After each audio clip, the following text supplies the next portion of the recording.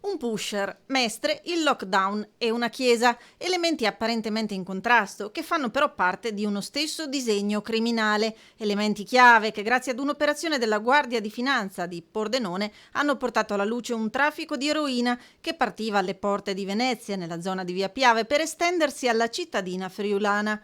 Lui, un tunisino di Mestre già ai domiciliari, coordinava da casa la consegna dello stupefacente nonostante le ovvie difficoltà imposte dal lockdown e relativi controlli a tappeto.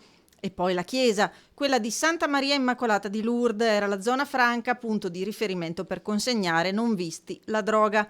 L'eroina, che in periodo Covid veniva venduta a prezzi raddoppiati, era trasportata da Mestre a Pordenone per poi essere spacciata a consumatori del posto, sia tossicodipendenti, sia insospettabili e anche minorenni.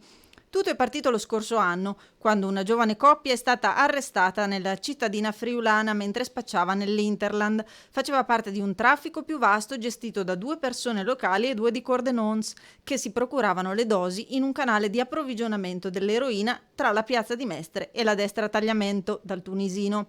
Nel corso degli accertamenti sono stati riconosciuti oltre 500 episodi di spaccio e la commercializzazione di 3 kg di eroina, avvenuti tra agosto 2019 e aprile 2020. Le Fiamme Gialle hanno eseguito 5 ordinanze di custodia cautelare nei confronti di 4 cittadini italiani e del pusher tunisino, coinvolti a vario titolo in questa rete di spaccio. Altre 2 persone sono indagate in stato di libertà.